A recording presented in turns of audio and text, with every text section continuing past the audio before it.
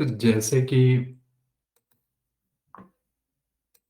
अब नहीं है कि दुनिया जो है यूक्रेन और रूस के संकट में फंसी हुई है। आजकल एक बहुत ही प्रचलित जोक है कि यार एक मित्र हैं, उनको जीवन में कोई तनाव नहीं था, तो फिर एक दिन उनको हमने डीमैट अकाउंट खुलवा दिया। अब उनको कभी युद्ध का तनाव रहता है, तो कभी दुनिया की मार्केट्स का तनाव रहता है, तो कभी यूपी रिजल्ट का तनाव रहता है, तो कभी इंटरेस्ट रेट बढ़ जाएगा उसका तनाव रहता है, तो कभी कंपनी के जो है प्रॉफिट्स कम हो जाएंगे, मार्जिन कम हो रहा है रॉ मटेरियल प्राइसेस बढ़ने से, उसका तनाव है। तो कभी वेज इन्फ्लेशन, जो लोग काम कर रहे हैं कंपनियों में उनकी सैलरी बढ़ गई ज्यादा, उसकी वजह से मार्जिन कंप्रेशन हो रहा है, उसका तनाव है। तो कभी इनकम टैक्स पे करने का तनाव है।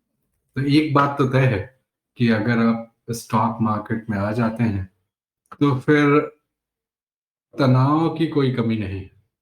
बहुत सारे तनाव जो है रहेंगे आपके पास स्टॉक मार्केट में, अगर आप कुछ काम करते हैं तो उससे आप जो है नहीं बच सकते। वैसे स्टॉक मार्केट में अगर आप हैं तो सिर्फ उतने तनाव नहीं है, थोड़े अगर माइनर लेवल पे जाएंगे तो सर्किट का तनाव है, एएसएम का तनाव है, जीएसएम का तनाव है, क्रूड मेटल प्राइसेस बढ़ रहे हैं उसका तनाव है, यूएस का इलेक्शन का तनाव है, कोल के शॉर्टेज का तनाव,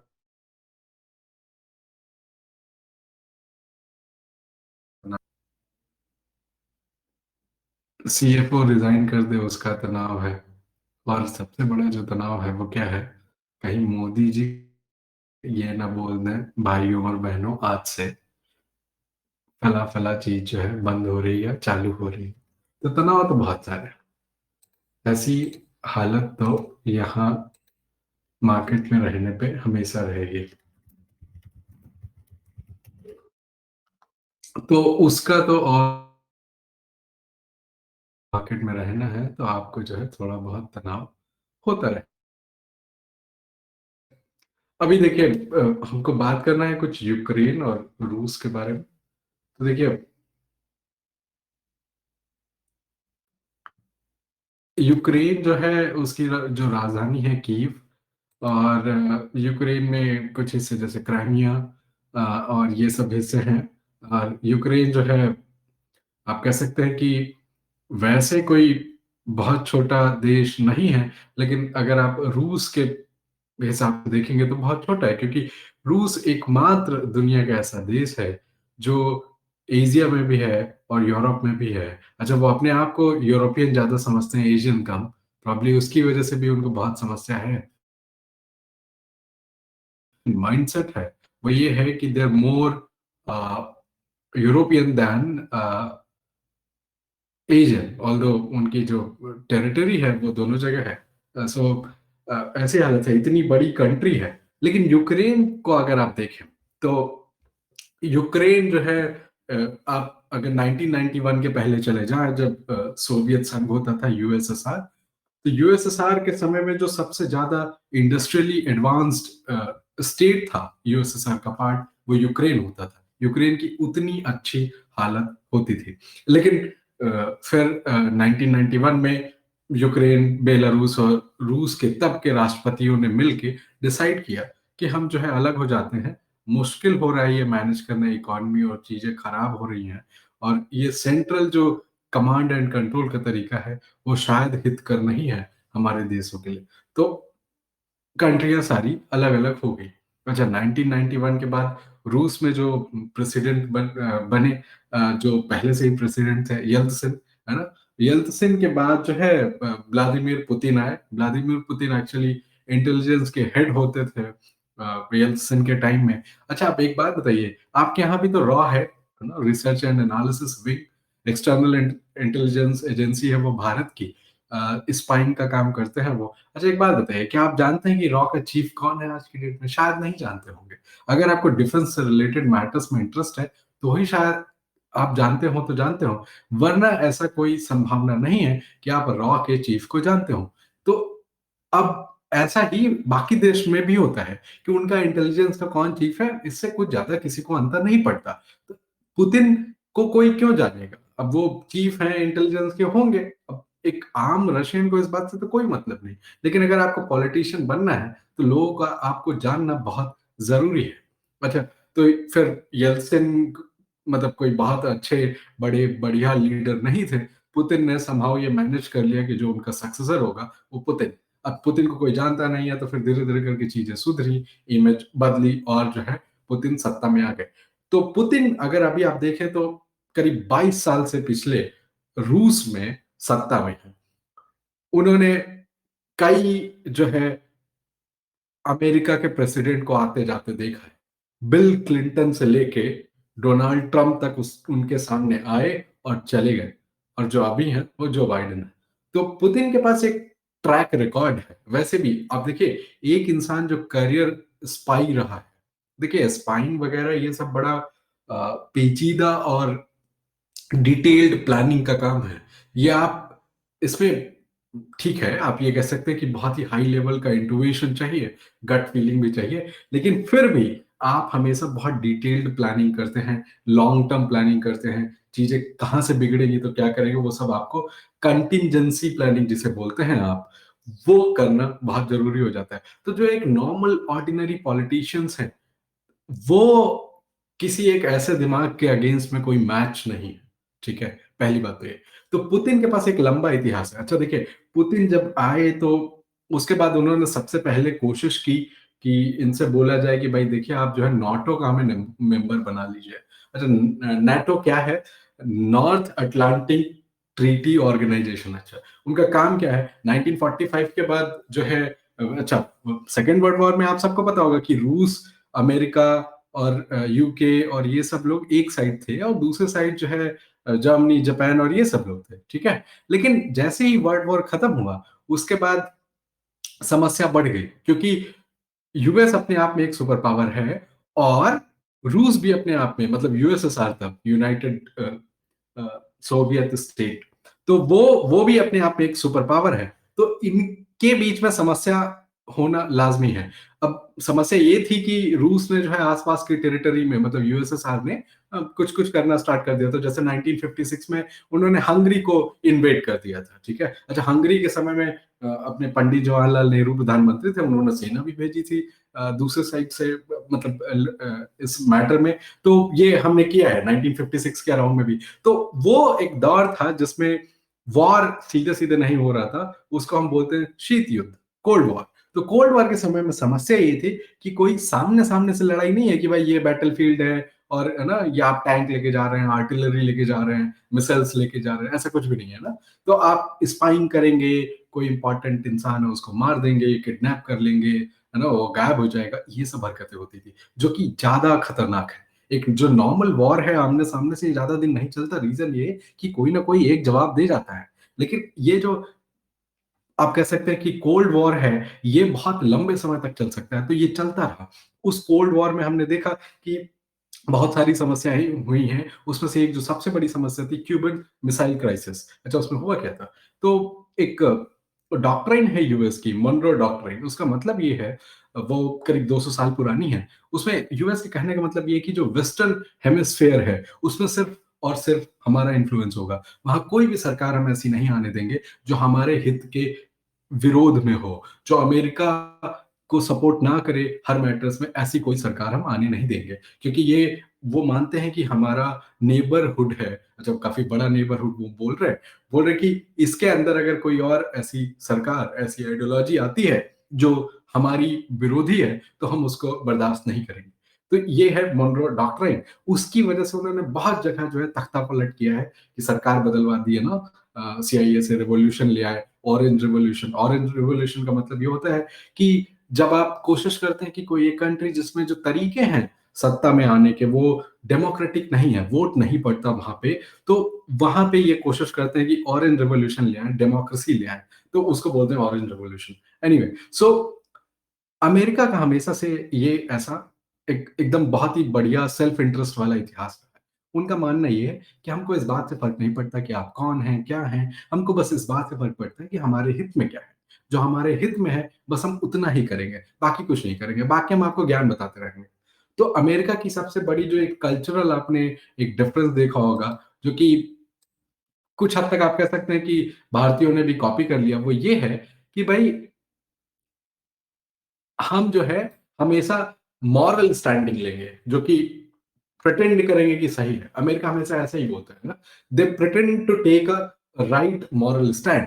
चूंकि वो बहुत पावरफुल है, बहुत सारे रिसोर्सेज है उनके पास, तो वो अफोर्ड कर सकते हैं ये दिखाना कि एक्चुअली वो सही भी है। सही हो चाहे ना हो एक अलग बात है, लेकिन वो ऐसा प्रिटेंड कर सकते हैं। अच्छा, चाइना एक दूसरा विपरीत तरीके से काम करता है। वैसे अगर आप सोच के देखें तो जो चाइना के काम करने का तरीका है इन सब मामलों में ज्यादा बेहतर है। चाइना क्या करता है? चाइना कहता है देखिए, हमको कुछ फर्क नहीं पड़ता है, हमको जो सर्व करेगा, जो रियलिस्टिक प्रैग्मेटिक स्टैंड है, हम वही लेंगे। वो आपको बुरा लगता है दुनिया पेंट करे हमको कि ये डिक्टेटर के साइड जा रहे हैं, ये है वो है, वो कहते हैं हमको कुछ फर्क नहीं पड़ता। अच्छा, उनको फर्क क्यों नहीं पड़ता? क्योंकि चाइना भी पावरफुल है, चाइना के पास भी रिसोर्सेस है। तो आखिर में बात ये है कि जो आपकी सॉफ्ट पावर है ना, वो उतनी मैटर नहीं करती। अगर आपके पास हार्ड पावर है, तो अल्टीमेटली आप अपनी बात मनवा लेंगे, चाहे आप वो ग्रैंड पोस्चरिंग करके मनवा लें, चाहे थ्रेट से मनवा लें। ग्रैंड पोस्चरिंग करके यूएस मनवाता है, थ्रेट भी देता है, ऐसा नहीं कि थ्रेट नहीं देता। लेकिन चाइना तो पोस्चरिंग करता ही नहीं है। चाइना सिर्फ और सिर्फ थ्रेट पे काम करता है कि कोई पोस्चरिंग करने की जरूरत नहीं, उसमें रिसोर्स, टाइम, एनर्जी कुछ वेस्ट करने की जरूरत नहीं। सीधे सीधे आप थ्रेट पे काम करिए और काम आपका हो जाएगा। अच्छा, यूएस का अगर आप देखें तो एक पॉपुलर जोक है आजकल चल रहा है कि बुश है, उनसे पूछा गया कि भाई इराक के ऊपर आपने अटैक क्यों किया था? तो ही सेज कि because we thought they had nuclear weapons, है ना, हमें लगा कि उनके पास जो है आणविक बम है, परमाणु बम है। खैर, तो फिर उनसे रिपोर्टर या कोई भी आप कह लें कि अब जो है नए जो प्रेसिडेंट है यूएस के, जो बाइडेन, उनसे पूछा गया कि भाई आप जो है रूस के ऊपर हमला क्यों नहीं करते यूक्रेन को बचाने के लिए? तो फिर जो बाइडेन बोलते हैं क्योंकि उनके पास परमाणु बम है और ये हम जानते हैं। तो मतलब बेसिकली ये मजाक की बात यही है कि आखिर में यूएस भी उन्हीं से पंगा लेता है जिनसे वो जानता है कि हमें नुकसान नहीं होगा। तो दूर जाके कहीं और किसी एरिया में जाके वहां ट्रूप्स उतार देंगे और वहां जो है खलबली मचा देंगे, देश को बर्बाद कर देंगे, अशांति क्रिएट कर देंगे, गृह युद्ध में पहुंचा देंगे, ये इनका काम है। लेकिन ये कभी भी ऐसा कोई काम अपने साइड में नहीं करेंगे और अपने यहाँ तो कभी भी नहीं करेंगे। तो ये इनका इतिहास है। तो अब देखिए अफगानिस्तान को इन्होंने क्यों इन्वेट किया और क्या उनकी 20 साल में क्या हालत कर दी और फिर बाहर निकला? क्योंकि they said they have bin Laden. अच्छा, इराक में क्या किया इन्होंने? Because they said they have nuclear weapons, they have weapons of mass destruction. तो बोले कि उनको तो हमको रोकना पड़ेगा, लेकिन मिला नहीं ना, था ही नहीं, तो रोकोगे क्या? अफगानिस्तान में तो बिन लादेन नहीं था ना, आखिर में मारा तो पाकिस्तान में, तो खोजोगे क्या वहां पे जाके? अच्छा, फिर ओबामा है, ही सेड कि लीबिया में जो है डिक्टेटरशिप है गद्दाफी की। अच्छा, उनको हेल्प कर देते हैं जाके, हेल्प ऐसा क्या कंट्री तबाह होगी। फिर बोले कि सीरिया में जो है केमिकल वेपन्स है, उनको रोकना पड़ेगा जाके, बशर अल असद। तो उसको उसको भी हालत खराब कर दी, लेकिन चूंकि पुतिन और रूस ने सपोर्ट कर दिया, तो उसने जो है वापस से कैप्चर कर लिया। पूरी तरीके से तो नहीं, लेकिन सीरिया भी 90% करीब करीब शांत हो गया। अब यूक्रेन में क्या है? यूक्रेन में रूस वाले बोल रहे हैं कि we need to protect the Russian people. तो अब ये बोल रहे हैं कि नहीं नहीं, अब यहाँ पे वॉर रोकने की जरूरत है। तो ये जो तरीका है, ये बहुत पुराना है। और ये मतलब वही है, जो अगर आप पावरफुल है तो आप जो मर्जी कहें बोल लें और वो बाकी लोगों को मानना पड़ेगा, ऐसा इसमें कोई और चॉइस नहीं है। तो अगर रशिया करेगा तो ये इन्वेजन है, यूएस करेगा तो लिबरेशन है, चाइना अगर कर दे भारत के खिलाफ तो ये आप कह सकते हैं मिसपरसेप्शन है। ऐसे ही बात करे तो नहीं है। हमारे यहाँ ये कोरोना के समय में जब चाइनीज बॉर्डर क्रॉस करके आ गए, तो कुछ किसी ने नहीं सपोर्ट किया ना इंडिया को, ना तो ईयू से यूएस, किसी ने कुछ कोई सपोर्ट नहीं किया। वो बस बोल रहे थे कि वो जो है परसेप्शन का प्रॉब्लम है, बाकी कुछ नहीं है।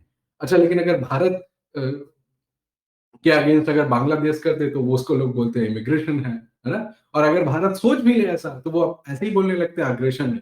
1998 में हमने कुछ नहीं किया था, सिर्फ हमने न्यूक्लियर टेस्ट किया था। उसको क्या टर्म किया गया कि इंडिया इज अग्रेसर, है ना, इनको सबक सिखाना पड़ेगा। लेकिन अगर ब्रिटेन करे तो उसको आप सबसे महान शब्द से नवाजते हैं, वो है सिविलाइजेशन।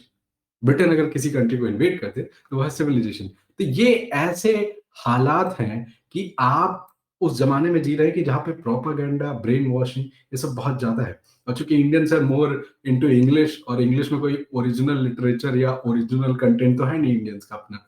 तो वो सारा गार्बेज जो है वेस्ट से पिक करते हैं, दिमाग में भर लेते हैं और फिर उगलते रहता है। प्लीज़ ऐसा मत करिए, थोड़ा-सा दिमाग का इस्तेमाल करिए। आपके पास खुद भगवान ने बहुत सारी बुद्धि दी है, तो मूल सूत्रों को पढ़िए, है ना? ओरिजिनल सोर्सेज़ कि भाई कोई कौन क्या बोल रहा है, क्यों नहीं बोल रहा है, क्या कर रहा है, तो ये सब चीज़ें। अच्छा चलिए वापस यूक्रेन पे आ जाते हैं। तो 1991 में यूक्रेन और ये सब अलग-अलग हो गए। यूक्रेन के पास उस समय करीब पता नहीं 500 से ऊपर करीब 1000 जो है न्यूक्लियर वॉरहेड्स थे, ठीक है? यूएसएसआर के समय में उनके पास क्योंकि थे। आपने अगर वो सीरियल देखा हो चेर्नोबिल, तो चेर्नोबिल एक्चुअली रशिया में नहीं है, वो जो है यूक्रेन में है।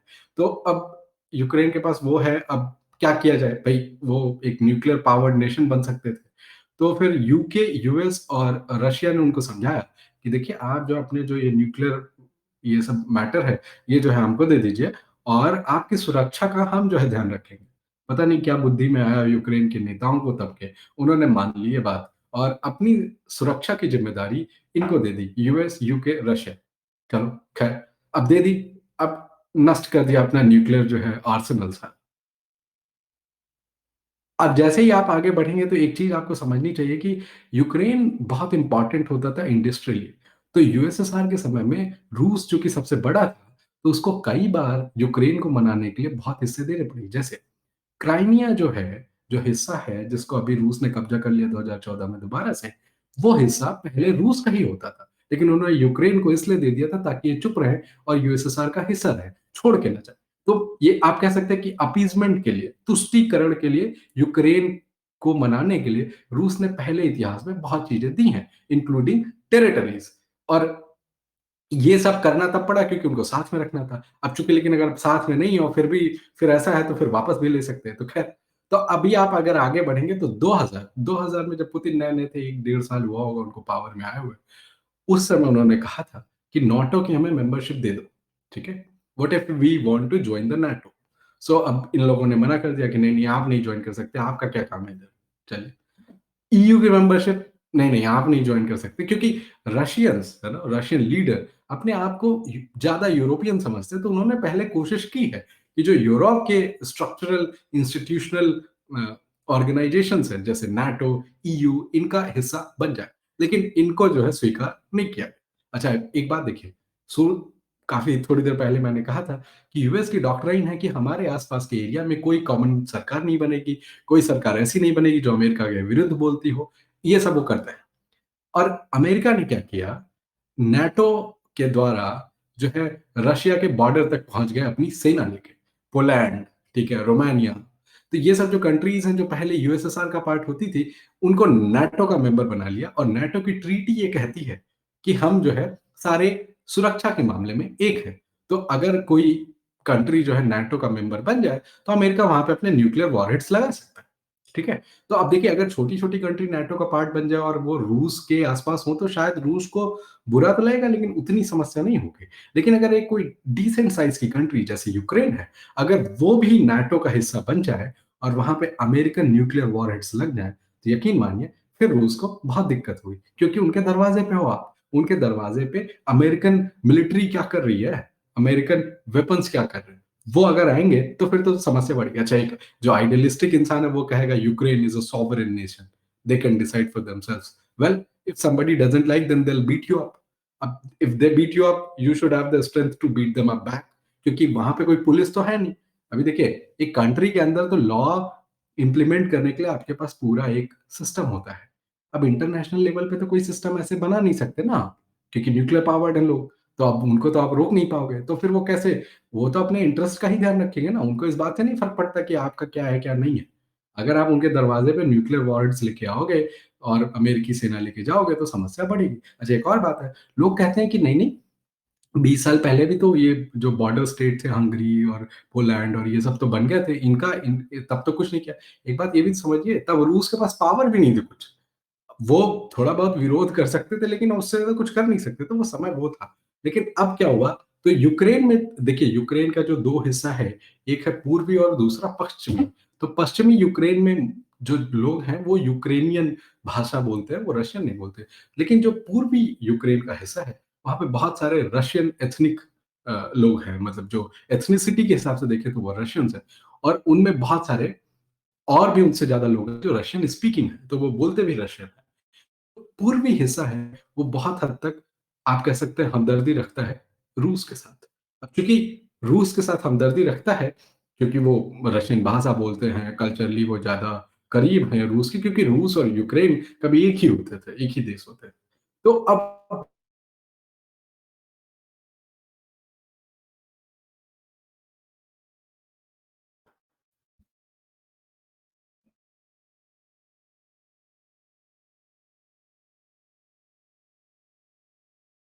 अगर आप रशियन स्पीकिंग लोगों को वहाँ पे रहेंगे और बगल में रशिया है, तो शायद ये रशिया को तो पसंद नहीं आएगा ना, आना भी नहीं चाहिए। तो खैर ये एक बात है। अच्छा, किसी को कुछ बोलना है तो मेक एवरीबॉडी स्पीकर, तो ताकि किसी को कुछ बोलना, पूछना है, कहना है तो आप कह सकते हैं। क्योंकि ये पॉलिटिकल और जियोपॉलिटिकल मैटर है, सबके पास अलग-अलग विचार होंगे इन सब चीज़ों में, तो उसमें मुझे कोई आश्चर्य नहीं होगा ऐसा कि क्यों है, क्या है, नहीं है। तो वो एक अलग बात है। खैर, अभी अगर थोड़ा-सा आगे आ जाता है तो 2008 में एक सिक्योरिटी कॉन्फ्रेंस थी, जहाँ पे जर्मनी, फ्रांस, यूएस, यूके ये लोग पार्ट थे उसका। वहाँ पे जो है इन्होंने नाटो वाले लोगों ने कहा कि जो है हम यूक्रेन को जो है हिस्सा बना लेंगे और जॉर्जिया को जो है हिस्सा बना लेंगे नाटो का। तो वैसे जर्मनी और फ्रांस ने बड़ा विरोध किया था कि नहीं, नहीं ऐसा नहीं करना है ये वो। तो इन्होंने कहा कि नहीं, नहीं खाली स्टेटमेंट दे रहा है, यूएस ने फोर्स किया कि नहीं खाली स्टेटमेंट दे रहा है कि इनको बना लेंगे, और कुछ नहीं कर रहा। स्टेटमेंट दे दिया। फिर पुतिन को मैं ना रिएक्शन के लिए पूछा गया, पुतिन ने कहा कि ऐसा तो नहीं चलेगा, है ना? तो 2008 में ही पुतिन ने फिर जॉर्जिया को इन्वेड कर लिया था। तो 2008 में जॉर्जिया को इन्वेड किया और फिर 2014 में क्राइमिया को एनेक्स कर लिया। और फिर अगर आप थोड़ा-सा आगे बढ़े तो 2014 तक यूक्रेन में अभी तक इतनी बड़ी प्रॉब्लम इसलिए नहीं थी, क्योंकि जो उसके पहले जो सरकारें होती थी यूक्रेन में, वो प्रो रशियन होती थी। क्योंकि वो पड़ोसी देश है। अब जैसे देखिए, भारत एक बड़ा देश है, हमारे आस-पास छोटे देश हैं, श्रीलंका है, नेपाल है, म्यांमार है, बहुत सारी कंट्रीज़ हैं। अच्छा, इन कंट्रीज़ में भी तो चुनाव होते हैं, लोग आते हैं सत्ता में। अब उसमें कोई ऐसी गवर्नमेंट आ जाए, जो कि बहुत ही आउटराइटली प्रो पाकिस्तानी हो या प्रो चाइनीज़ हो, तो हमको ये रात नहीं आएगा। और हमारे यहाँ के लोग कोशिश करेंगे, गवर्नमेंट कोशिश करेगी कि वहाँ पे एक ऐसी सरकार आ जाए जो हमारे विरोध ही ना हो कम से कम। सपोर्ट करे ना करे, कितना करे, लेकिन विरोध ही ना हो, ऐसी कोशिश हम भी करते हैं। अब रूस तो और भी आप कह सकते हैं कि ज़्यादा कोशिश करेगा, क्योंकि यूक्रेन जो है काफ़ी बड़े साइज़ का कंट्री है और वहीं पे बगल में है। तो यूक्रेन में 2014 में क्या किया, सीआईए ने जो है ऑरेंज रिवॉल्यूशन करवाया और फिर लोग सड़क पे आ गए, और जो तब के राष्ट्रपति थे उनसे वो हैंडल नहीं हुआ, तो झड़प में गोली चल गई और 2 लोग मरे। लोग मरे, उसके बाद प्रोटेस्ट और बढ़ा, फिर और लोग मरे, फिर और लोग मरे। फिर एक डील हुई कि ऐसा करते हैं ये,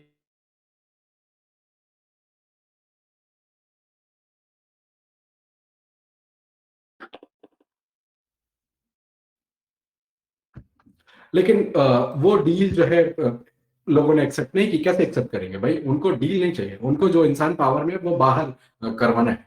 तो फिर आखिर में जो 2014 में प्रेसिडेंट थे यूक्रेन के, उनको देश छोड़ के भागना पड़ा जान बचाने के लिए। उसके बाद नए प्रेसिडेंट आए, उनको बहुत अच्छा कार्यकाल नहीं रहा, विचार वो सब। वहां पे एक कौन होते की, और ये कॉमेडी जो है बहुत सारे इन्होंने शो किए, उसमें से एक शो था सर्वेंट ऑफ द पीपल, ठीक है। Servant of the people show में इनका जो रोल था वो था यूक्रेन के प्रेसिडेंट का, और वहां टीचर का शायद रोल था इनका, उसमें वो भी बन गया और बात कर दिए। ऐसा इन्होंने शो में किया। अब मुझे ये विश्वास करना थोड़ा मुश्किल पड़ रहा है, लेकिन ऐसा कहा जाता है कि मार्च 2018 में ये कई लोगों के कन्विंस करने के बाद इन्होंने एक नई पार्टी स्टार्ट की, सर्वेंट ऑफ द पीपल, है ना। अभी आप देखिए 2018 के पहले एक इंसान कॉमेडियन है, एक्टर है, उसने कभी कोई पॉलिटिक्स से कोई लेना देना नहीं, सडनली 2018 में वो पार्टी बनाता है और उसको 73% वोट भी मिल जाता है। मतलब ये अनबिलीवेबल है। मतलब जो दिल्ली में केजरीवाल ने कर दिया, वही सडनली पूरे देश में हो जाए, थोड़ा मुश्किल लगता है सोचते इतने ज्यादा। कॉमेडियन जो है बन गया नेता। अब लेकिन देखिए, कॉमेडियन जो है एक एक्टर बोलने की तो कला बहुत अच्छी होगी, इमोशन समझना, कैसे प्ले करना है इमोशन, वो सब तो इनका बहुत ही तेज होगा, जो कि बहुत तेज है भी इनका।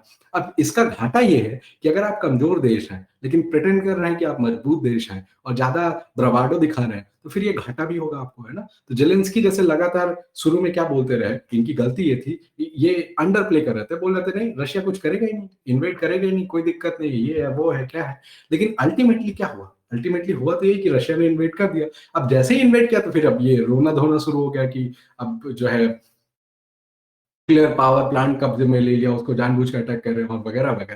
तो अब इनका मेन पॉइंट ये है कि अब ये चाहते हैं कि पूरा जो वेस्ट है, पश्चिमी जो देश हैं, ईयू, नाटो, यूएस, ये सब जो है पार्ट बन जाए हमारे वॉर में रशिया के खिलाफ। अब इनका ये मेन प्लॉय है। अब चूँकि ये एक्टर हैं तो इनको बोलने में तो महारत हासिल है ना? तो इनके वीडियो ज़्यादा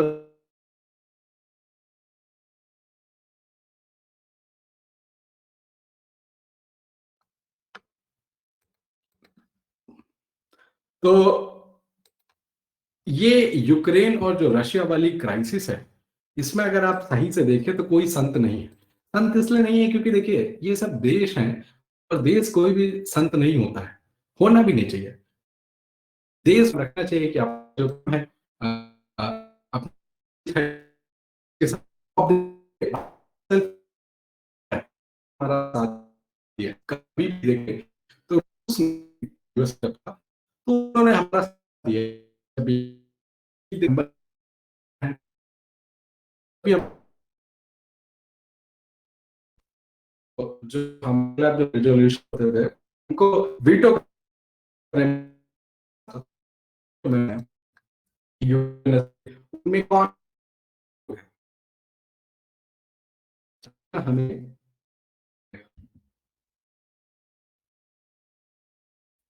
हमें सपोर्ट नहीं करेगा और हमारी ठीक-ठाक बनती है लेकिन यूएस का प्रेशर है तो बकल अब यूके चूँकि हमारे ऊपर रह गया है तो उनकी तो अलग वो सोचते हैं तो उनकी अलग समस्या है। अब रूट लेके बसता है जैसे हमारी कुछ थोड़ी अब हम उन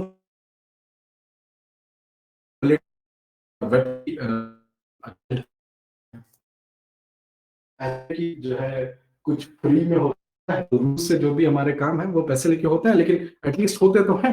तो एक तरफ रूस है। यूक्रेन अगर आप देखें, तो यूक्रेन का क्या है कि यूक्रेन के साथ यूएस है। अब चूँकि फ्यूचर में हम जो है हम देखते हैं कि चाइना के खिलाफ हमारे जो है दिक्कतें बढ़ेंगी, तो हमें शायद यूएस का थोड़ा सपोर्ट तो चाहिए होगा। तो हम यूएस के साथ बहुत खराब संबंध नहीं कर सकते, तो हम साफ-साफ रूस का जो है साथ नहीं दे सकते सामने से आके। लेकिन हम यूक्रेन के खिलाफ भी सामने से नहीं जाना चाहते।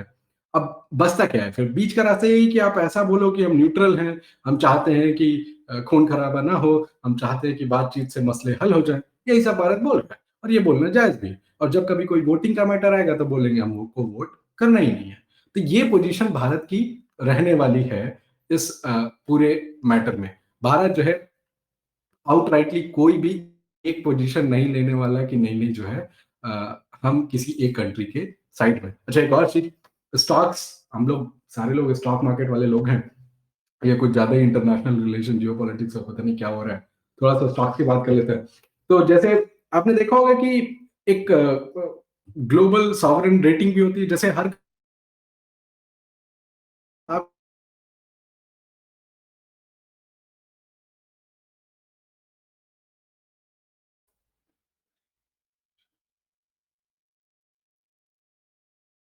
तो जैसे इंडिविजुअल्स के लिए सिविल रिपोर्ट होती है, वैसे ही कंपनीज़ के लिए जो क्रेडिट रेटिंग होती है और वही जनरली जो कुछ बड़ी कंपनी क्रेडिट रेटिंग एजेंसी है जैसे फिच है एस&पी है, मूडीज़ है, वो जो है देश की भी रेटिंग बनाते हैं क्रेडिट की, है ना? तो जैसे आपको याद होगा कि जब कोरोना आया था उसके बाद इंडिया की रेटिंग जो है डाउनग्रेड कर दी थी। जैसे ही डाउनग्रेड किया था वहाँ पे बॉटम बन गया था, ठीक है? अच्छा बीच में आप जो रेटिंग्स हैं वो कंपनी की भी आप देखेंगे कि ग्लोबल मतलब बड़े लेवल पे जो है डाउनग्रेड की जाती है जैसे अगर आपको याद हो तो शायद वो अप्रैल का फर्स्ट वीक था 2020 में जब कोविड 19 के इम्पैक्ट की वजह से टाटा मोटर्स की रेटिंग जो है डाउनग्रेड कर दी थी एस&पी ने ठीक है तो वो सब क्या होता है वो एक्चुअली बॉटम वहां बनता है ठीक है तो अभी आप कल का अगर आप देखेंगे न्यूज़, तो आपको दिखेगा कि रशिया की जो सॉवरेन रेटिंग है वो जंक कर दी है इन फिच और इन सब ने, है ना? तो अब ये हमेशा लेट होते हैं पार्टी में, ठीक है? तो जब ये आके किसी को जंक-वंक करते हैं तब आप समझ जाइए कि बॉटम बन गया। अच्छा, हम लोग रशियन मार्केट खरीद नहीं सकते। अच्छा, जो अकाउंट है यूएस में लोग ट्रेड करते हैं, वो लोग भी नहीं खरीदते, रीज़न कि ब्लॉक कर रखा है, नहीं खरीद सकते।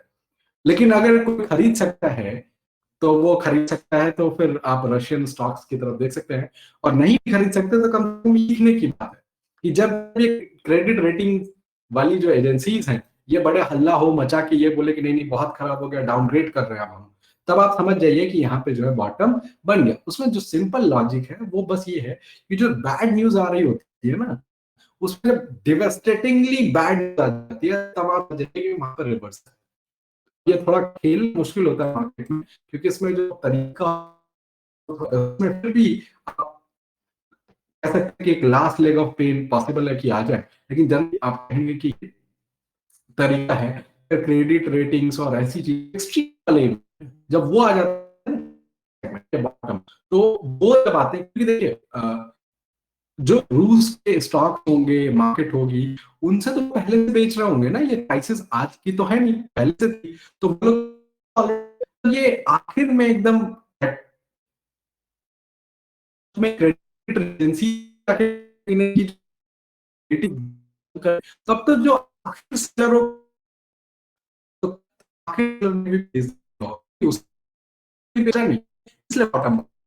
अच्छा, ये टॉप मानता है, टॉप कैसे बनता है?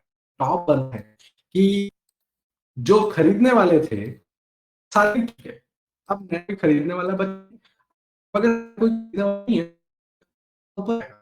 अगर खरीदने वाला नहीं है, स्टॉक ऊपर नहीं जाएगा, तो फिर पॉइंट नहीं खरीदने का, है ना? तो स्टॉक जो बॉटम है वो इनके उसके बेसिस पे है। और कोई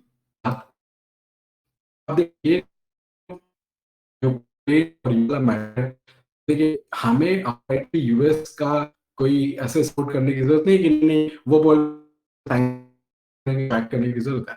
1998 में हमने न्यूक्लियर टेस्ट किया, उसके बाद हमारे ऊपर सैंक्शन लगा है ना, पाकिस्तान ने भी तो टेस्ट किया। अच्छा, हम भी नॉन प्रोलिफरेशन ट्रीटी के हिस्सा नहीं है एनपीटी, और वो भी नहीं है पाकिस्तान, उसका मतलब हम ये नहीं बोल रहे कि हम जो है न्यूक्लियर वेपन्स और नहीं बढ़े, है ना? तो ये बात है। अच्छा, अमेरिका हमको जो है मदद नहीं करता, आर्म्स नहीं देता है ये बोल के कि भाई ये एनपीटी के पार्ट नहीं है, लेकिन पाकिस्तान को देता है। पाकिस्तान को बिलियंस ऑफ डॉलर्स की एड देगा, वेपन्स देगा, वो भी तो नहीं है, लेकिन तो मतलब अमेरिका भी कोई वो नहीं है कि नहीं नहीं बड़े मॉरली बड़े सही हैं और सही गलत देख के काम करते हैं। ये भी वही देख के काम करते हैं जिसमें इनका हित होता है, एटलीस्ट जिसमें इनको लगे कि इसमें हमारा है, वो बात। अच्छा, ये अगर आप देखेंगे तो जो बेस्ट सारा कुछ न्यूज आपको दिखेगा, वो सारा यूक्रेन के साइड का दिखेगा, आपको और कुछ भी नहीं दिखेगा। हमेशा वही दिखेगा कि जो हो गया यूक्रेन में वो गलत है, और यूक्रेन सही है, और रूस वाले तो सब बेवकूफ है, और पुतिन तो जो है डिस्पॉट है, टायरेंट है, और पता नहीं क्या क्या। अच्छा, एक बात बताइए, किसी कंट्री में कौन लीडर जो है सत्ता में रहेगा, ये उस कंट्री का मैटर है ना। अभी हमारे यहाँ 2004 से 2014 तक मनमोहन सिंह थे, मनमोहन सिंह प्रधानमंत्री थे। अब वो जैसे भी थे वो प्रधानमंत्री थे भारत के, नरेंद्र मोदी हैं, है ना? और वो भी 2024 से 10 साल उनको भी हो जाएगा। अब वो जैसे भी हैं वो हमारे प्रधानमंत्री हैं। अगर हमको उनसे समस्या है तो हमारे पास तरीके हैं वोट देने के, हटा देंगे। अच्छा, कोई वोट से नहीं हटेगा, इमरजेंसी लगा देगा, जैसे इंदिरा गांधी ने लगा दिया था, तो लोग विरोध करेंगे, जेल भर जाएंगी कुछ समय में, फिर उनको हटना।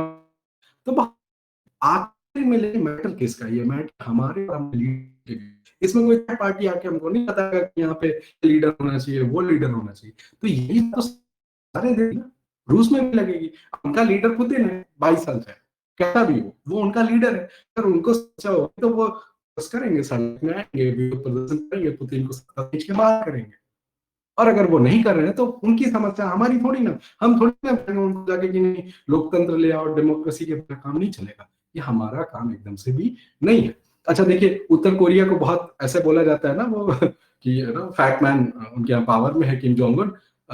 उसके उसके टेबल पे जो है न्यूक्लियर का जो है बटन रखा हुआ है, वो कभी भी लॉन्च वगैरह।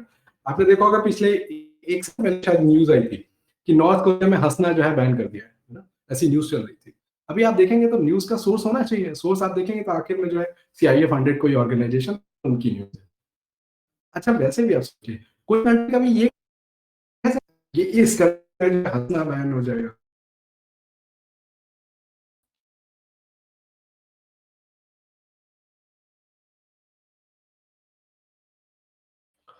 पता नहीं आज कुछ जो है इंटरनेट को समस्या है। खैर जो भी है, खैर उत्तर कोरिया आपने कभी नहीं देखा होगा कि उसने कभी किसी के ऊपर अटैक किया। लेकिन अगर आप अमेरिका, यूके इन सब कंट्रीज को देखें, नाटो वगैरह को, इन्होंने कहा नहीं अटैक किया है ना, जहां जहां कर सकते हैं वहां तक किया। अफगानिस्तान से लेके लीबिया, सीरिया, इराक, है ना, सब जगह तो इनकी जो है सेना है, कुछ ना कुछ ये करते रहता है। तो वो देश जिसने आज तक किसी के ऊपर कभी कोई अटैक नहीं किया, अगर किसी ने अटैक किया तो उत्तर कोरिया के ऊपर एक्चुअली 16 देशों ने मिलके, अमेरिका सहित, इन्होंने अटैक किया था, है ना? अ, अ, तो वो अगर आपको देखें तो उत्तर को 16 नहीं, एक्चुअली 28 देशों ने किया था 1950-51 में, जब नॉर्थ कोरिया बना था अलग साउथ कोरिया से। तो अगर किसी ने अटैक किया तो इन्होंने किया था उनके ऊपर, है ना? वो तो चीन की थोड़ी हेल्प हो गई तो उत्तर कोरिया बच गया। अच्छा अगर ये सैंक्शन हटा दें उत्तर कोरिया के ऊपर से, चीजें थोड़ी नॉर्मलाइज कर लें, तो जैसे जर्मनी में हुआ, वर्ल्ड सेकेंड वर्ल्ड वॉर के बाद 2 जर्मनी हो गए थे ना, ईस्ट जर्मनी, वेस्ट जर्मनी। लेकिन बाद में बर्लिन वॉल गिरा के जर्मनी एक हो गया, यूनिफिकेशन हो गया जर्मनी का। कोरिया का भी यूनिफिकेशन जरूरी है पीस के लिए, और वो तभी संभव है जब ये लोग सैंक्शन हटा दें, वहां पे आवागमन बढ़ जाए और चीजें वो एक दूसरे के नजरिए से देखने लगे। लेकिन नहीं, वो तो इनके हित में है नहीं, तो उसके लिए फिर वो बना के रखना पड़ेगा ना। तो ये सब जो है वेस्ट में उनकी जो ऐसी सोच है वो बहुत हद तक चलती रहती है। अब रूस ने जो यूक्रेन के ऊपर हमला किया उसकी कुछ वजहें हैं। एक तो पहली ये कि वो नाटो का मेंबर बनना चाहते हैं, ईयू का मेंबर बनना चाहते हैं, जो कि अ, एकदम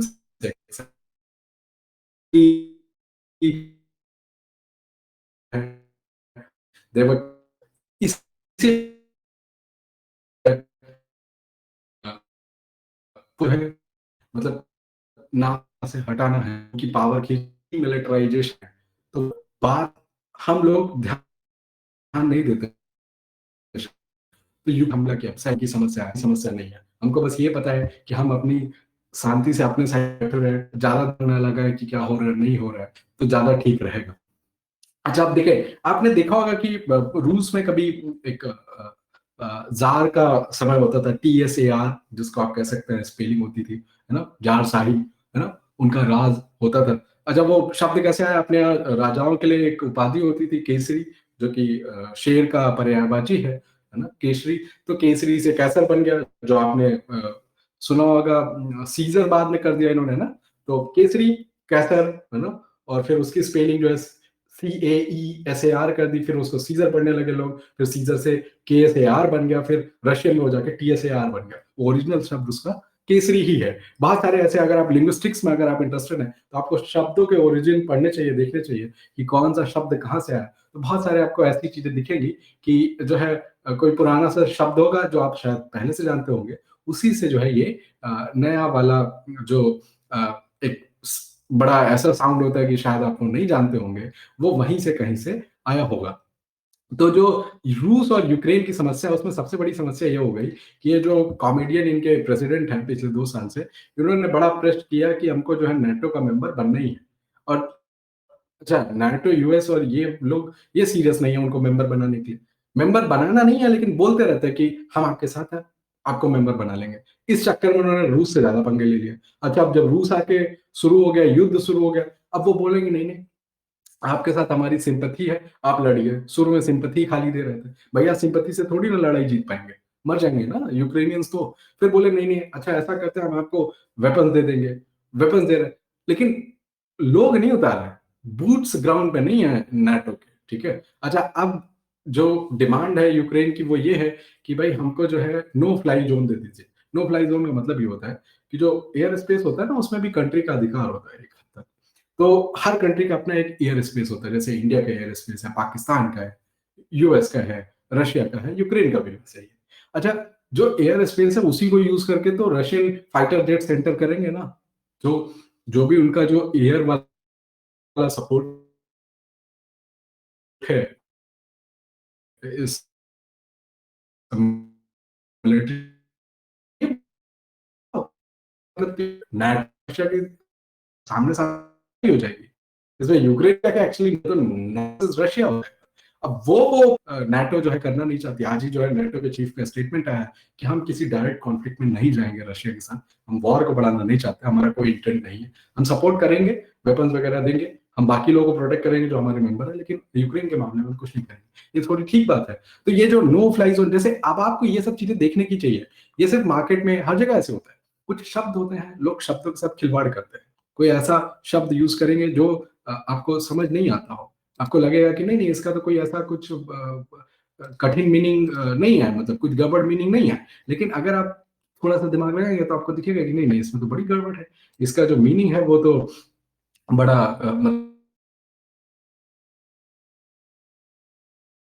अगर आप वो सब चीज़ें आपको तब समझ में आएँगी जब आप बुद्धि का इस्तेमाल करने लगे।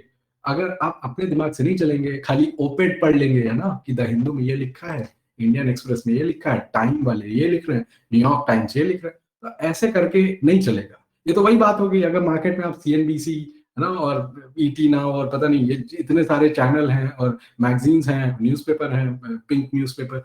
अगर आप ये सब पढ़ के ट्रेड करेंगे तो पैसे कमाएँगे? नहीं कमाएँगे। इन्वेस्टमेंट करेंगे तो पैसे कमाएँगे? नहीं कमाएँगे। अगर ये बात आपको यहाँ समझ में आती है कि इसमें जो चीज़ें लिखी होती हैं वो तब तक या तो लेट हो जाती हैं या गलत लिखी होती हैं।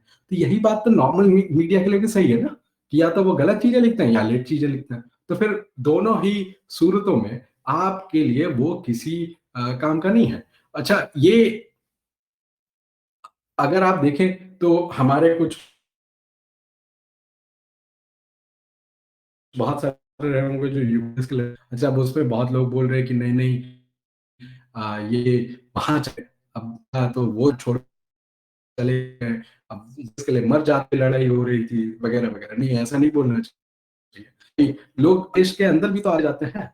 किसी को जॉब अगर बेंगलुरु में मिल गई तो वो वहाँ जाएगा, मुंबई में मिल गई, वहाँ जाएगा, गुड़गाँव में मिल गई, वहाँ जाएगा। इसका मतलब ये थोड़ी कि अगर वो मान लेते हैं कि मुंबई चला गया जॉब के लिए और वो तमिलनाडु का रहने वाला है, इसका मतलब ये थोड़ी कि उसने तमिलनाडु छोड़ दिया। तमिलनाडु की कोई रिस्पॉन्सिबिलिटी नहीं है उसके लिए। तो उस थोड़ी रिस्पॉन्सिबिलिटी तो बनती है। तो वो एक ऐसे नहीं बोलना चाहिए किसी को कि कोई जो है अच्छी अपॉर्च्युनिटी या कुछ ऐसा मिल रहा है उसकी वजह से वो चला जाए कहीं, तो उसके लिए आप बोल दें नहीं-नहीं ये तो गलत है ना? देशद्रोह नहीं है, बाहर पढ़ने जाना देशद्रोह नहीं। अगर आप देखेंगे तो ज़्यादा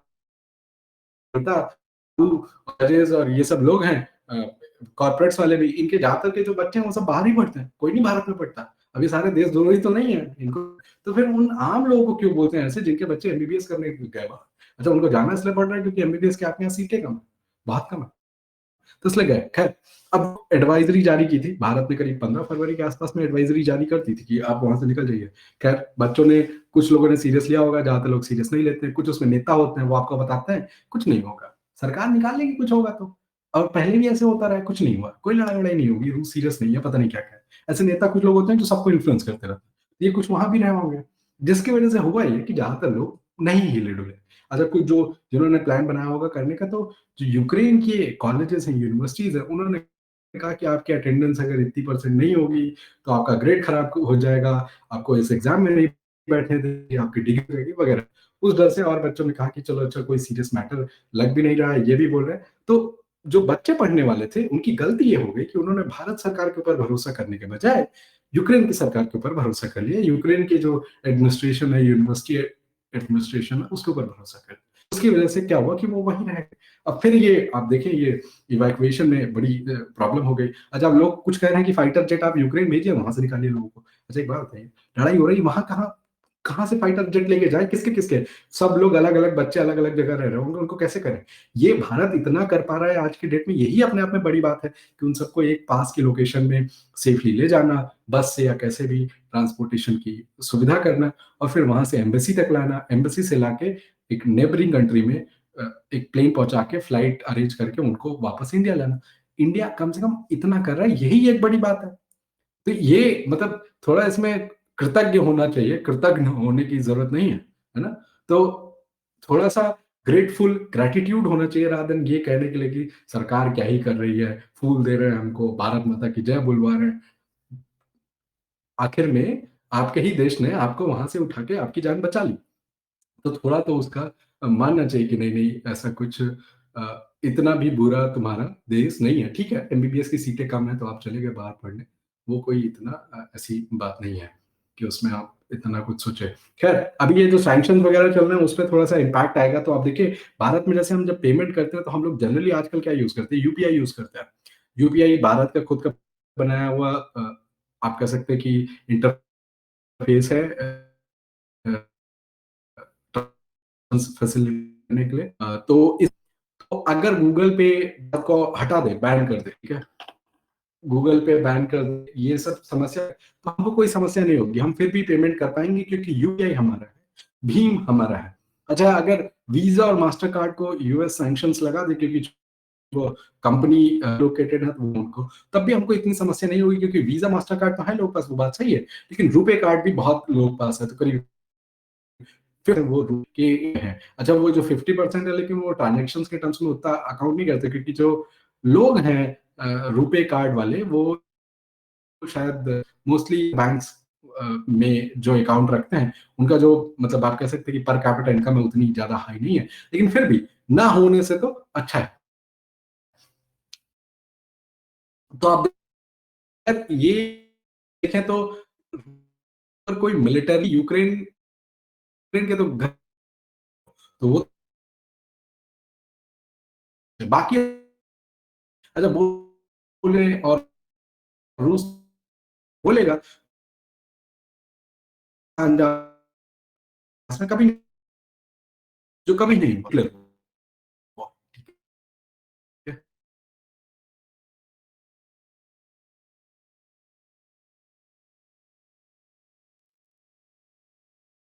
सो बचे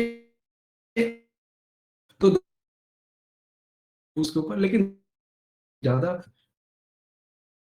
वो तो इन्होंने कर लिया है ना, रूस लेकिन नहीं है और सैंक्शन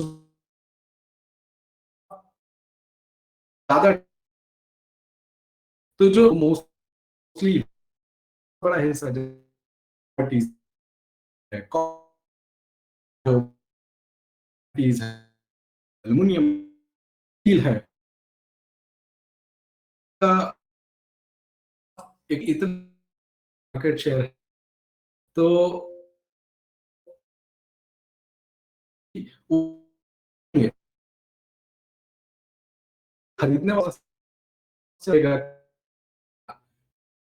से तो साइंस इम्पैक्ट वो जैसे जब अगर आप 40 ज्यादा की आप कहते हैं करना वो रूल है, खाली एनर्जी किसी के ऊपर निर्भर है, वो ही है। आप कैसे उस के खिलाफ कर पाएंगे? नहीं कर सकते। एनर्जी सिक्योरिटी देश सिक्योरिटी का होता है, इस देश में ही नहीं है, देश में की सिक्योर करना बेनी है। तो जैसे इंडिया में हम एनर्जी सिक्योरिटी पे बड़ा ध्यान है कि हमारे जो आ, क्या बोलते हैं,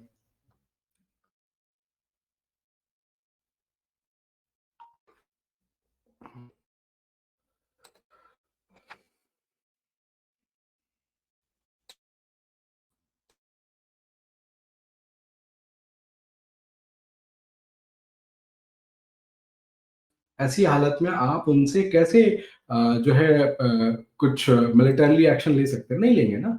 अच्छा, जर्मनी ने बोल भी दिया साफ साफ, जर्मनी के मिनिस्टर ने बोला है कि देखिए, अगर आप उनके ऊपर सैंक्शंस लगाएंगे कि वो क्रूड ऑयल और ये सब एक्सपोर्ट ना कर पाए, गैस, नेचुरल गैस, तो फिर इसका हम विरोध करेंगे क्योंकि हमारी इकोनॉमी जो है बहुत खराब हो जाएगी। तो जर्मनी का बड़ा एकदम क्लियर पोजीशन है। तो ये क्योंकि आपने जो है ज़्यादा दिमाग लगा दिया क्लाइमेट और पता नहीं क्या-क्या, तो उसकी वज़ह से आपने डिपेंडेंसी बढ़ा ली। आप देखिए, जो रूस में और इधर ओपीईसी कंट्रीज़ हैं, ईरान है, इराक है, बाकी इधर की जो कंट्रीज़ हैं, इनका जो ऑयल के ऊपर होल्ड था बहुत पुराना था, बहुत मजबूत था। लेकिन चूँकि ऑयल के प्राइसेस बहुत बढ़ गए थे 2008 और उसके बाद में।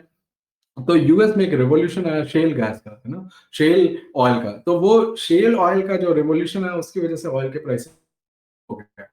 फ्रैकिंग और वो सब। अब लेकिन वो कह रहे हैं कि नहीं, वो जो है एनवायरनमेंट को बड़ा हर्ट हर्ट करता है, ये हम बंद कर देंगे। अच्छा, अगर आप वो एनवायरनमेंट की चिंता है, बड़ी अच्छी बात है, आप बंद कर लो वो बंद करके आप कहाँ से ले रहे हो ये? जो आपके हाइड्रोकार्बन्स है वो आप किसी से तो ले रहे हो ना बाहर से।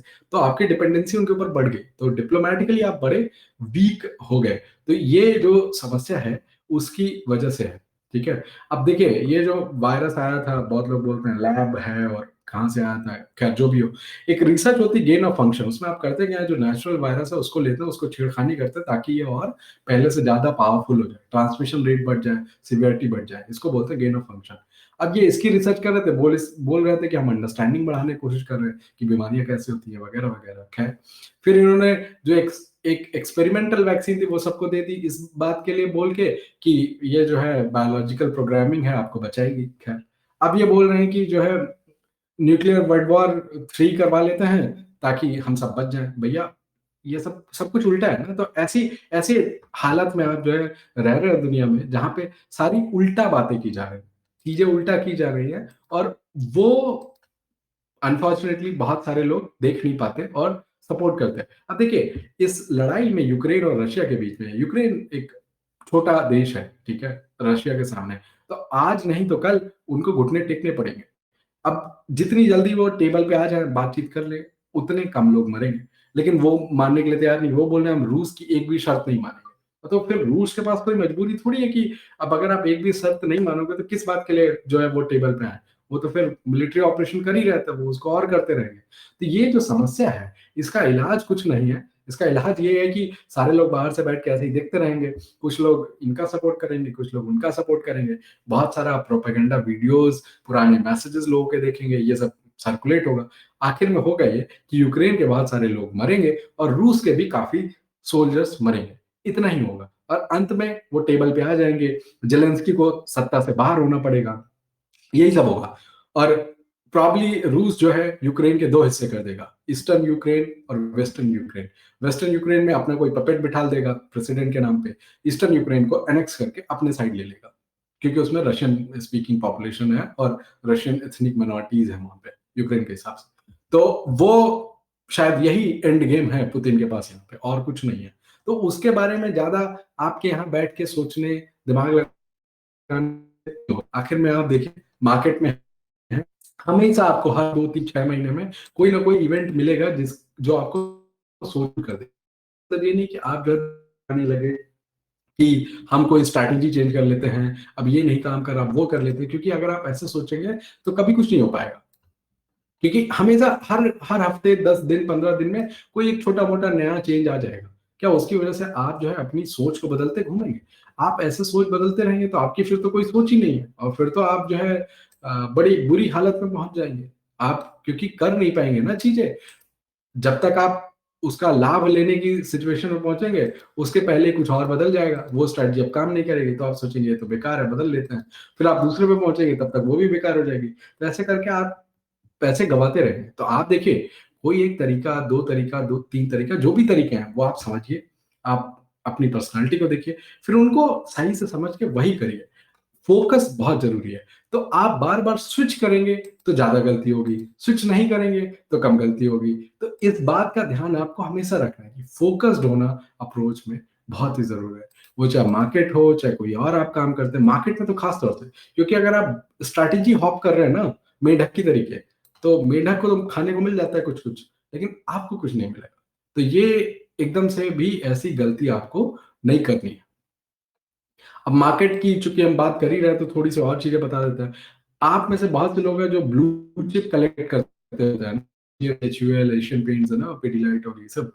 और आप में से बहुत से लोग हैं जो म्यूचुअल फंड में बहुत सारा पैसा लगाते हैं। तो ये आप ये समझ लीजिए कि ये जो डिकेड है, इसकी हम पहले भी बात कर चुके हैं, इस डिकेड में ऐसी कंपनियां बहुत कम रिटर्न देने वाली। तो ये जो ब्लू चिप्स है ना, क्वालिटी, इनका जो है ये डिकेड काफी रिटर्न्स के मामले में खराब होने जा रहा है। तो आप थोड़ा-सा उधर अगर आप कुछ दिमाग लगा पाएँ तो बेहतर होगा। अब इसका कहने का मतलब ये है कि अगर आप खुद से करते हैं तब तो आपके ही हाथ में है कि आप कैसे स्टॉक खरीदेंगे, कौन-सा स्टॉक खरीदेंगे, कब खरीदेंगे, कब बेचेंगे, आपके हाथ में है। लेकिन अगर आप म्यूचुअल फंड्स के थ्रू करते हैं, तो वो जो ट्रेडिशनल म्यूचुअल फंड्स हैं वो मत चुनिए। क्योंकि वो खरीदते क्या हैं? वो खरीदते तो यही हैं एचडीएफसी, एशियन पेंट्स, एचयूएल और यही सब, ठीक है? तो आप कोशिश करिए जो small cap, mid cap space में म्यूचुअल फंड्स हैं, है ना? जिनका एक अच्छा खासा ट्रैक रिकॉर्ड है या वैसे म्यूचुअल फंड जो कहते कुछ और हो लेकिन अल्टीमेटली वो जो है मोमेंटम चेज़ करते हैं, तो वैसे म्यूचुअल फंड, वो ठीक रहेंगे आपके लिए। लेकिन जो कंपाउंडर है ना, ठीक है,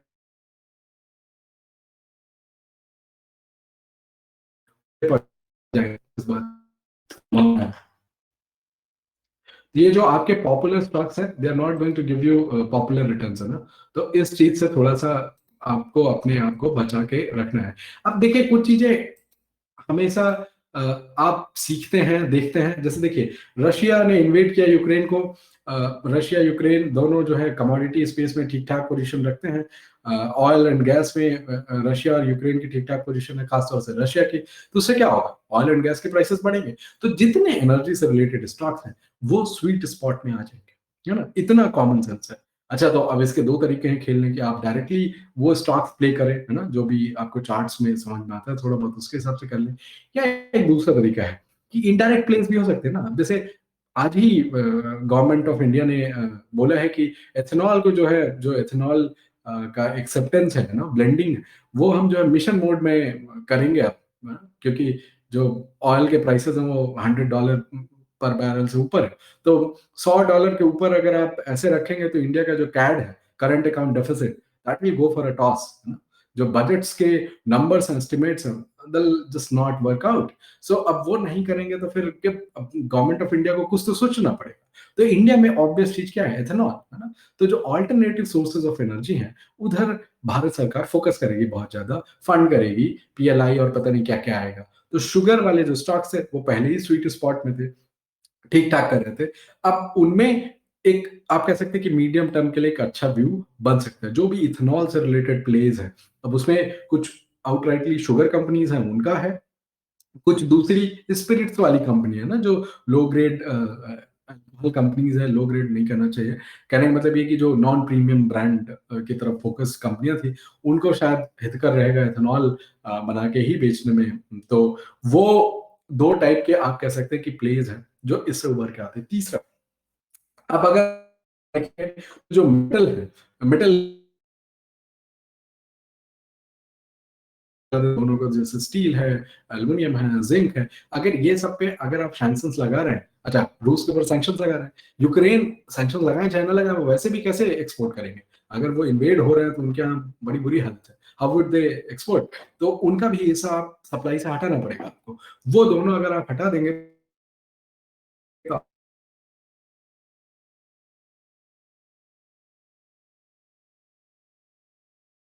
तो probably they're going to stay here। अब उसकी वजह से आप देखेंगे तो जो डायरेक्ट प्लेस है, जैसे हिंडाल्को है, वेदांता है, नेशनल एल्युमिनियम है, नाल्को, तो ऐसे जो मेटल के और भी जो टाटा स्टील, जो स्टील वाले प्लेस भी हैं, उनमें भी अगर आप देखेंगे तो आपको ठीक ठाक स्टॉक्स दिखेंगे। जैसे गोदावरी पावर एंड इस्पात लिमिटेड है, जीपीआईएल, ये हमने शायद 2020 की दीपावली में आपके साथ शेयर किया था। बहुत अच्छा किया था, करीब करीब 3 गुना हो गया था, फिर बहुत गिर गया। अभी वापस से चार्ट उसका ठीक हो रहा है। तो ये कुछ जो मेटल कमोडिटी और ये प्लेज हैं, वो अच्छा करेंगे यहाँ से। तो अभी तक हमने क्या क्या बात कर ली? जो एथेनॉल वाले स्टॉक्स हैं, दो कैटेगरी है। डायरेक्टली जो शुगर वाले स्टॉक्स हैं वो, दूसरे आते हैं जो एथेनॉल बनाते हैं, क्योंकि वो स्पिरिट्स वाली मार्केट में है। तो वैसे स्टॉक्स हो गए जैसे गुलशन पॉली है, ग्लोबस स्पिरिट भी आप कह सकते हैं कुछ हद तक, है ना? बीसीएल इंडस्ट्रीज है, तो ऐसी कंपनीज। और आप ये भी कह सकते हैं कि जो उसके लिए मशीनरी प्रोवाइड करते हैं, जैसे प्राज इंडस्ट्रीज है, वैसी कंपनीज, है ना? चार्ट देख के ट्रेड करना, बिना चार्ट के ट्रेड मत करना, है ना? लेकिन वो एक प्ले है। दूसरा प्ले ये इधर मेटल वाला हो गया। अब तीसरा जो बचता है वो है कि एग्रो कमोडिटीज। अच्छा देखिए, एग्रीकल्चरल कमोडिटीज के अगर प्राइसेस हाई रहेंगे तो इसका मतलब है कि जो इनपुट की कॉस्ट है वो भी बढ़ेगी। तो जो फर्टिलाइजर से रिलेटेड स्टॉक्स है वो इसीलिए ऊपर आ रहे हैं। जो फर्टिलाइजर स्टॉक है उसमें जैसे दीपक फर्टिलाइजर है, वो हमारा फेवरेट है। और भी कई फर्टिलाइज़र के स्टॉक हैं जैसे मध्य भारत एग्रो, है ना? MBAPL, Khaitan chemical and fertilisers है, तो जीएनएफसी है, वो टीडीआई में है, खैर उसका फर्टिलाइज़र्स उतना नहीं है। खैर लेकिन उसके भी प्राइसेज़ ऊपर जा रहे हैं, तो वो कुछ स्टॉक्स हैं, ये कुछ थीम्स हैं, जो अच्छा काम करेंगी मार्केट में। ये रशिया और यूक्रेन की सिचुएशन को देखते हुए, क्या काम नहीं करेगा, उसकी भी बात कर लेते हैं। हमने बहुत बार पिछले साल मतलब ये साल के एंड में बात की थी ऑटो स्टॉक्स की। अच्छा, और कुछ उनमें से काम भी किए हैं, लेकिन ऑटो स्टॉक्स अभी बहुत बुरी हालत है। वो बहुत तरह से उनकी क्यों? एक तो ये वॉर वॉर सिचुएशन आ जाती है तो सेंटिमेंट नेगेटिव हो जाता है। दूसरा, क्रूड ऑयल अगर ऊपर चला गया तो पेट्रोल डीजल के रेट ऊपर बढ़ जाते हैं, उसकी वजह से फिर से जो है ऑटो की जो डिमांड है वो कम हो जाती है। तीसरा, जो रॉ मटेरियल के प्राइसेस है, मतलब कमोडिटीज और ये सब जो लगता है, स्टील और ये सब लगाएंगे आप कार बनाने में, बाइक बनाने में, उसके प्राइसेस अगर ऊपर जा रहे हैं तो उनकी इनपुट कॉस्ट।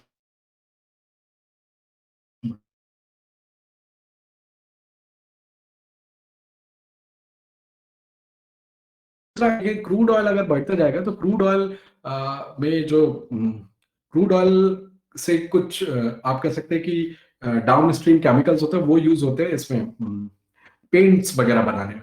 तो पेंट के भी प्राइसेस बढ़ेंगे क्योंकि क्रूड ऑयल बढ़ रहा है, तो उससे जो आप कुछ भी बनाएंगे वो भी महंगा होता जाएगा। इस वजह से इनकी भी पिटाई हुई है ना? और इनकी पिटाई वैसे भी होगी क्योंकि इनके जो अ, मतलब वैल्यूएशन है वो बहुत ही ज्यादा ऊपर है। अब अगर वो डिलीवर नहीं कर पाएंगे प्रॉफिट्स और सेल्स, तो फिर तो बहुत पिटाई होगी। तो ये कुछ चीजें आपको ध्यान रखनी है। तो हमेशा कोई भी सिचुएशन होती है, उसके दो तरीके होते हैं, दो दो साइड होती है। एक साइड होती है जिससे वो कुछ चीजों को सहायता मिल जाती है, और एक दूसरी साइड होती है जिससे उनका कुछ खराब हो जाता है। वो चाहे कोविड रहा हो, कोविड आया तो कुछ सेक्शन थे इंडस्ट्री के, बिजनेसेस के, जिनको बहुत मदद मिल गई कोविड से, वो वरना एग्जिस्ट ही नहीं करते, जैसे जूम है ना? तो ऐसी चीजें। और कुछ ज्यादा जो हिस्से हैं उनको हर्ट हुआ। तो ऐसे हमेशा होता है। तो आपको हमेशा, आप अगर मार्केट में पैसे कमाना चाहते हैं, अच्छे ट्रेंड पकड़ना चाहते हैं, क्या मार्केट प्राइसिंग कर रहा है, फ्यूचर क्या लाइकली हो सकता है, ये सब अगर आपको देखना है, सीखना है, तो ये सब आपको पता चलेगा अगर आप मार्केट की रीडिंग पे ध्यान दें कि मार्केट क्या कर रही है। न्यूज़ मत देखें, न्यूज़ देख के नहीं पता चलेगा। मार्केट देखिए, फिर न्यूज़ को रिलेट करिए कि क्या मिलता है, क्या नहीं मिलता है। मोस्टली आप देखेंगे कि मार्केट जो कहती है, वो पहले कहती है और न्यूज़ में वो बाद में आता है, न्यूज़ उसको बाद में फॉलो करती है। तो ऐसा होता है जनरली अगर आप देखेंगे। खैर, अब थोड़े से जानने के पहले मैं कुछ स्टॉक बता देता हूँ, जो अभी अच्छे दिखाई दे रहा है। और चूँकि हाँ, टेक्सटाइल स्टॉक थोड़े से नीचे आ गए हैं, लेकिन देखिए टेक्सटाइल स्टॉक्स के लिए ऐसे कुछ ब्लैंकेट स्टेटमेंट देना ठीक नहीं रहेगा। अभी भी टेक्सटाइल स्टॉक्स, अगर आप कहें कि आज से 4, 5, 6 महीने बाद कैसे लेवल पे रहेंगे, तो मोस्ट लाइकली यहाँ से अच्छे लेवल पे रहेंगे। तो के बारे में वो व्यू है। लेकिन फिर भी आप हमेशा रिस्क मैनेज करें तो चार्ट देख के, है ना, इंडिविजुअली की स्टॉक ब्रेकडाउन हो रहा है तो क्या करना है, उसके हिसाब से चलें। तो मैं कुछ स्टॉक्स बता देता हूँ। जैसे एग्रो कमोडिटीज की वजह से मैंने एक स्टॉक बताया था 2 दिन पहले, शायद पोस्ट किया था या 1 दिन पहले, गुजरात अंबुजा एक्सपोर्ट्स लिमिटेड, गेल, GAEL, है ना? ये पुराना स्टॉक है, कभी चला नहीं है, थोड़ा बहुत चलता था फिर नीचे आ जाता था। अभी इसके दिन आ गए, Gujarat Ambuja exports limited. Metals में अगर आप देखें तो कई सारे स्टॉक्स हैं, मैं एक दो के नाम पहले ही बताए, एक आध और बता देते हैं। रत्नमणि मेटल्स है एंड ट्यूब्स, वो आप देख सकते हो।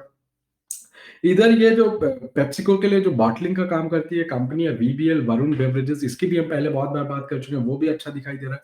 आज कुछ 5.5% डाउन था, तो ऐसा आपको लगेगा कि नहीं नहीं क्या हो गया, लेकिन कोई बात नहीं, इट लुक्स गुड। तो ये कुछ स्टॉक्स हैं। इसके अलावा दो स्टॉक और हैं। एक कंस्ट्रक्शन से आता है, KNR कंस्ट्रक्शन, है ना? बहुत ही वेल मैनेज्ड कंपनी है। अगर आप देखेंगे तो कंस्ट्रक्शन स्पेस बहुत खतरनाक इंडस्ट्री है। ज्यादातर लोग वहां पे जाते हैं, बिजनेस स्टार्ट करते हैं, फिर बैंकरप्ट हो जाते हैं, वापस आ जाते हैं, यही होता है। लेकिन KNR construction well manage, top quality management और डिसेंट साइज का बिजनेस है। तो केएनआर कंस्ट्रक्शन के ऊपर आप नजर रख सकते हैं। रेटिंग कंपनीज में अगर आप देखें तो एक बहुत ही हाई इंस्टीट्यूशनल ओनरशिप वाली कंपनी है, इकरा लिमिटेड, है ना? कुछ 3700 रुपए का स्टॉक होगा, 3720 रुपए का। बहुत ही टाइटली हेल्ड है, तो ये ज्यादा मूव नहीं करता, लेकिन वक्त आ गया है इसके ऊपर मूव करने का। तो कुछ स्टॉक जो मैंने बताया उनको रिपीट कर देते हैं वापस से। Gujarat Ambuja exports limited, Ratnamani metal limited and tubes limited, Varun beverages, और केएनआर कंस्ट्रक्शन और इकरा लिमिटेड। तो ये कुछ 5-6 स्टॉक्स हैं जो अभी की हालत में अच्छे दिखाई दे रहे हैं। हमेशा की तरह के स्टॉप लॉस हमेशा रखना है, रिस्क हमेशा मैनेज करना है। अगर डर लगता है तो थोड़े कम स्टॉक्स लें, पोजीशन साइज़ छोटा कर लें, लेकिन देखते रहें। और अगर ना भी लें तो कम से कम देखें कि अच्छा इन्होंने ये कहा था, इस हिसाब से कहा था, उसमें से क्या गलत हुआ, क्यों गलत हुआ? थोड़ा देखेंगे तो उससे आपको कुछ सीखने को, समझने को मिलेगा। किसी को कुछ प्रश्न पूछना है तो आप पूछ सकते हैं, वरना ये सेशन यहीं पे खत्म।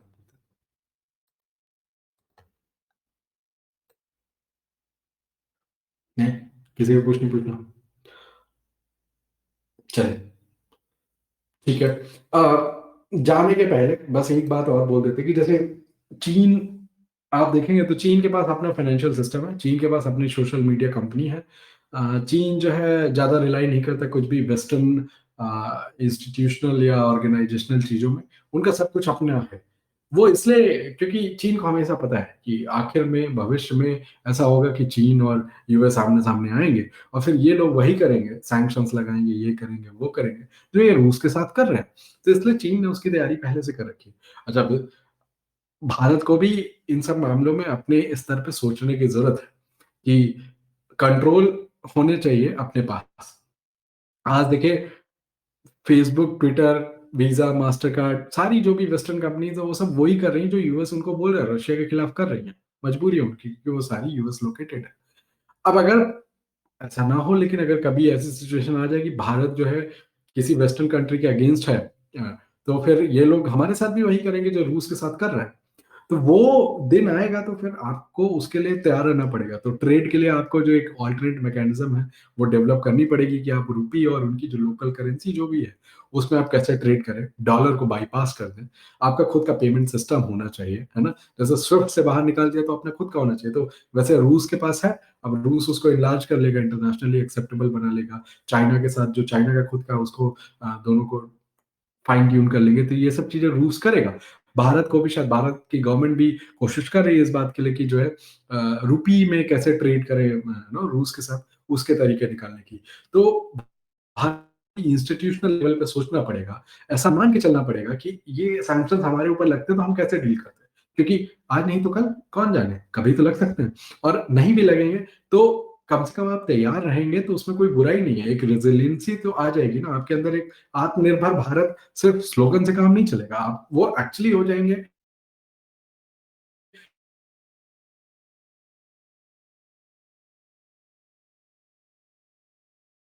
एंड करते हैं यहीं पे क्योंकि जो है आज इंटरनेट कुछ ज़्यादा ही इधर-उधर कर रहे हैं।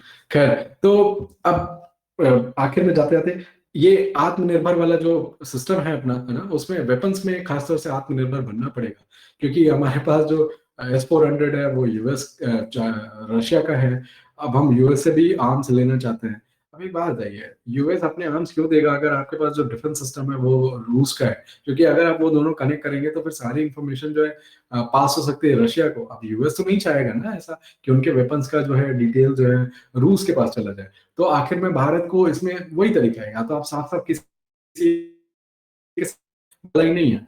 आप रूस को छोड़ नहीं सकते, यूएस भरोसे लायक है नहीं, तो आप करेंगे क्या?